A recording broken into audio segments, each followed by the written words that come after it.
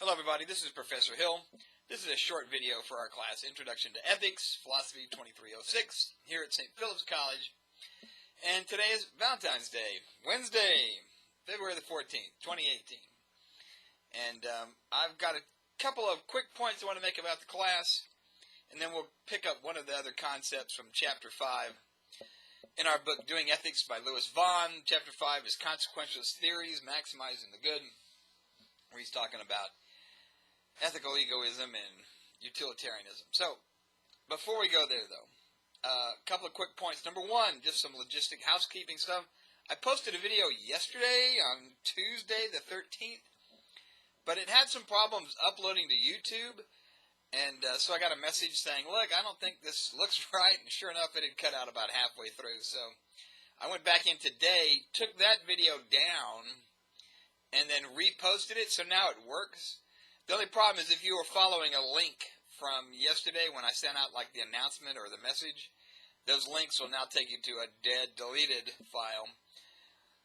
But the new one's up, so I went ahead and sent a new announcement and a new message. Hopefully that'll take care of everything. Also, got some feedback after I graded all of the assignments today. They were due Sunday night. And I've been looking through them, and again, most of them are pretty good. I went ahead and posted the next assignment, the next case study for this upcoming Sunday night. So that's up. You should take a look at it. Read Chapter 5, apply the concepts of Chapter 5 to our next case study for Sunday night. But the feedback I was getting was people were asking me some things like, well, why did I get a lower grade? And so, again, there's a rubric in there about where you and why you would lose points. And a couple of quick things right off the bat. Number one, you have to make your initial contribution to the discussion. You should think of that as a small essay. Give it an in-depth treatment. Most people that lost points lost them because they had just not done enough. They went in, tapped out a couple sentences at 5 minutes to midnight, and it just wasn't enough. You got to create the time to read the chapter, to apply the concepts to the case study. We're only doing one per week, so you should have plenty of time to do this. So you just got to put in a little bit more effort on some of those essays. The other thing, too, is some people had written great essays, but you know what? They then did not comment on the other students. I want you to read through some of them. I want you to react to them and write them a message. At least two. Some people were like, what, what's going on? I'm like, well, you didn't respond to. And they're like, yes, I did. I'm like, no, you didn't. So, a little insight here. I can see if you did or not. So, anyway, that's why I'm grading these things. So, yeah, that's the one bad thing about online learning, which is, man, there's a record of every keystroke, guys. So, yeah, post your thing and then respond to at least two. If you don't have time to do it right away, at least circle back to it. And that was one other thing about the points on the essay, which is, look, you are much better off taking some time and working on that initial contribution, that little mini essay I want you to write, than to type in a couple of sentences just before midnight and say, oh, I beat the deadline. Don't do that. You're better off just waiting till the next day. You know you're going to lose a few points because it's going to be late, but you're still better off writing out a whole good response and then turning it a day late. And look, I'm going to leave them up.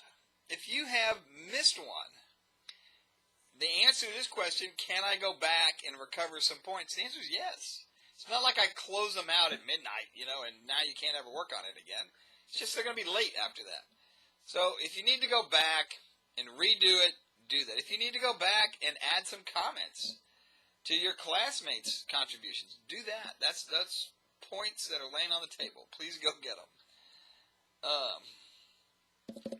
In terms of the content, not just, the logistics, but the content of the essays, most have been very good. Most people, if you're losing points because you're not applying the concepts of the chapter to the actual case studies. You're just reading the case study and responding to it off the top of your head. And we don't want you to do that. We want you to incorporate what we're learning and apply it to the case study. So you kind of also have to do that part. And one key thing, too, especially as we go forward here, a lot of people miss this. I don't know why, but it's just, and it's come back up again, which is emotivism is not somehow basing my ethical decision-making on emotions. That's not what emotive is. Maybe it sounds like emotions. That's not what that is. You need to go back and reread that. These are folks who do not believe in right and wrong, good or bad. The whole emotivism name comes from the fact that when asked about people making judgments and applying right and wrong, and the fact that people do think there's right and wrong, their response to that criticism is, well, no, look, that's just people expressing their emotions. There is no right and wrong. These are just people expressing feelings about one thing or the other, but there is no right. Now, look, in all honesty, I don't know that many people who would be described as being emotivists. That's a very, I don't know anybody who fits into that category. So you need to think about if you're using that word correctly and applying that concept. Go back to chapter 2, relook at that concept, and realize it's not just about being emotional when trying to make some decisions. Now, on the philosophical concepts for chapter 5, and the ones we're going to apply, I just want to make a couple of quick comments. We talked about act and rule egoism. We were talking about ethical egoism, which was doing the thing that's best for me, either because I think this act is going to be the best thing for me, or I think a certain act might fall under a rule, and the rule, if consistently applied, is always going to spit out the thing that's the best for me. Well, we see that later in the chapter when we get to utilitarianism.